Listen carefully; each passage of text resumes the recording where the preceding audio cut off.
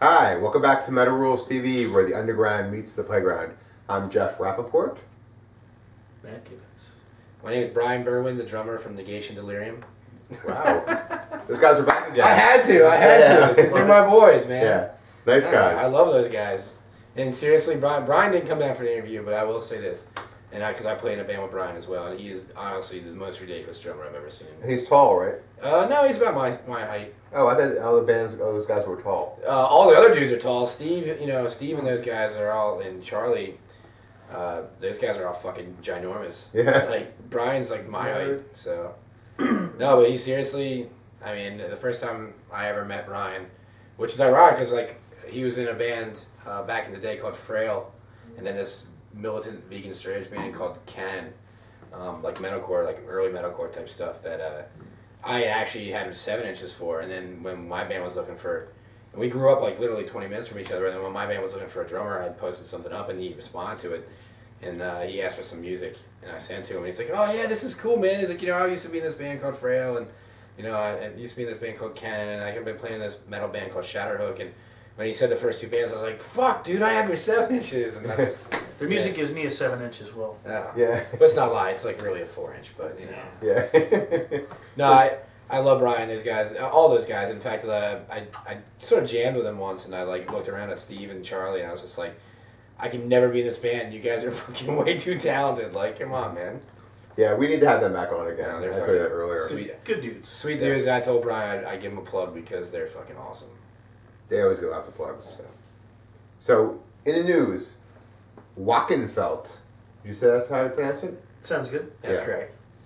Is a 4-piece band from Helsingland, Sweden, which features a bunch of guys. I'm going to pronounce Victor Brandt from Total Javla, Morker, Entombed, and Satyricon.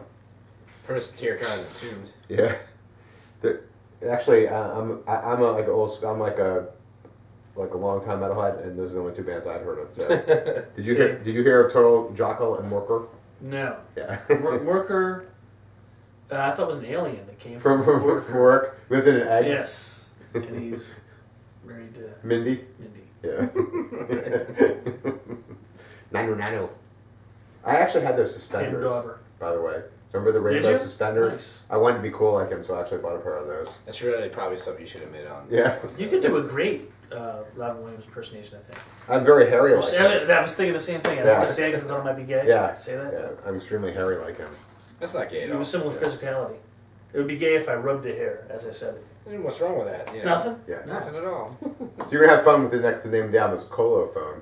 Colophon. Yeah, or Colophon. Colophon. Cauliflower. Yeah. I had that for dinner.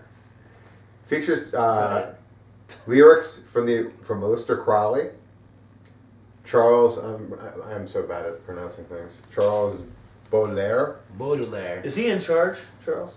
Yes. Is either Baudelaire or Baudelaire? Yes, he's in charge, and Willie Ames is there as well. Litany To Satan? Yeah, and Edgar Allan Poe. I'm assuming that's what EA stands for. I know who that is. He's not in the band, though. Actually, my mom's boyfriend's name is E.A. Newkirk. Really? It's Ernest. I don't know what his middle name is, but it's A. Newkirk. No relation to Edgar Allan Poe, though. No.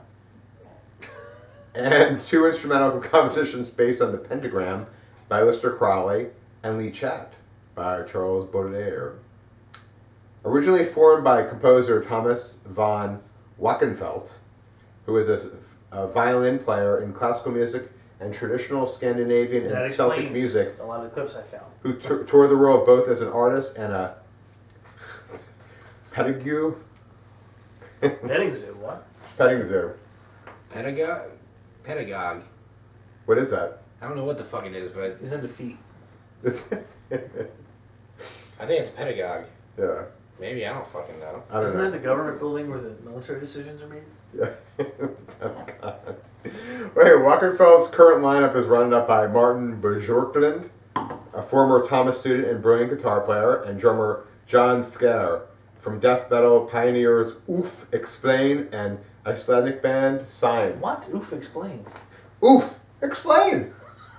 It's like somebody punches you in the ball. Not explain, explain.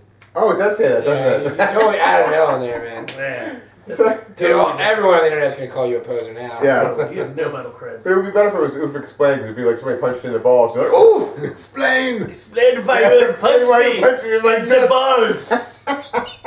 Why did you punch me in the I'm balls?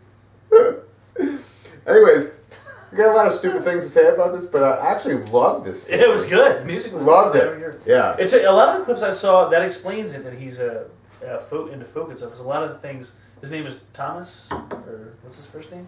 His name is Thomas von. Yeah, I found a lot. I saw a lot of clips that was just him playing different, folky type things. And that was pretty cool too. But then when I found the actual metal, I was like, all right. Did you find that their EP? Did you actually hear clips from this EP? Really? Because I saw it on YouTube and I saw. I actually found a link to it. It's like it was fucking great. Yeah, it's good stuff. Really. Yeah, it was like the old school death metal vocals, but with the gurgle at the end. It's just like. I love like when they just get like it's like almost like they have like a that guttural fucking. Yeah, like it's a real like the death metal vocal, but like almost like they're like gargling at the end of it. Like it's like very juicy. I think that's the trick. You have some salt water. Yeah, I love the way that sounds though. And all the musicianship was totally top notch. Dead on balls. It was not quite proggy, but it was still kind of like diverse. Like right, it wasn't to the point of like like. It was very musical and very composed, shall we say? But it had a lot what of you would expect from like obviously the the lineage or the so to speak of where these guys came from. We expect it to be composed. Definitely. Or have some sort of organization anyway. It was like extremely talented, like almost like an old school death metal band went to classical music school, and this was the result. Yeah. Well, not even that. I think. And they got A's. I think a lot of times when I think from an American standpoint anyway, this is gonna probably show my ignorance when it comes to metal, which I'm okay with because I'm not gonna claim to be someone that knows a shit ton about metal. But I think the American standpoint for metal, it has less of a heritage connected to classical music, whereas I think European metal has more. That's a valid observation. You see it more. It just makes more sense. Where I think metal, I don't want to say in the States is more street music, but it comes more like it's more kids there. Have you seen that movie Hesher? No, but I've wanted to though. It's a good and bad movie, but it's totally that thing. It's like dudes that are just into metal. And that's where fucking I think a lot of metal musicians get their start. They don't come from a background where they are trained in some sort of instrument. Whereas obviously we're stupid in this country. We are. That's what it has a lot to do with. That's how we ended up with Limp Bizkit. We're morons. Yeah. I'm trying to remember of an interview.